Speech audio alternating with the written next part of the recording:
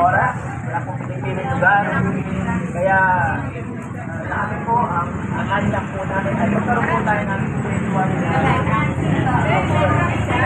na Biblia, like ng chapter 9, verse number 27. And as the portion of the man, one to die, but after his judgment. Ang sabi ng Bible sa James chapter 4 and verse number 14. Where no one has concerns tomorrow, for one is your life.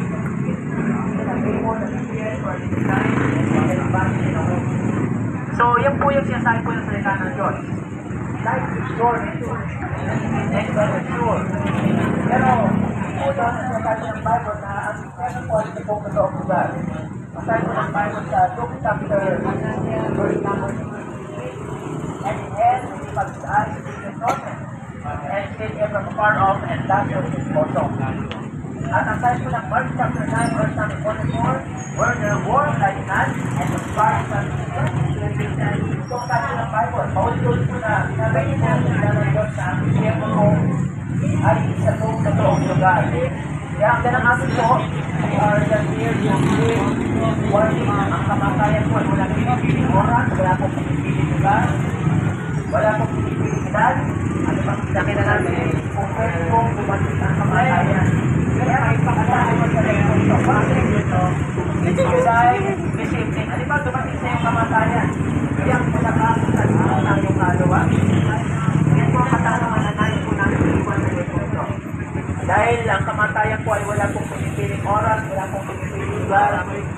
We are just concerned of your soul. Ayaw po namin na yan po ay mapunta sa impyerno.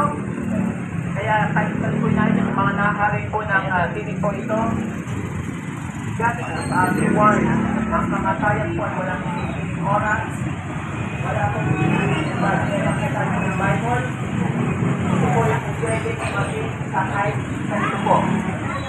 Ang kamatayan po ay darating any moment. Kaya yung po sana yung ating pong pag-isipan sa ito. Kaya sabi po ng Bible, ang impyerno po ay isang totoong lugar. Hindi po ito katang-isip. Yan po ay isang literal lugar. Kung tayo po ng salita ng Diyos. Kaya we are just concerned of our spiritual condition. Kaya hopefully, nabigyan po natin ang pati ng ating spiritual na kalagayan. Klase ba yan, Kevin? Tayo po ng Bible. So, magandang gabi po. Next.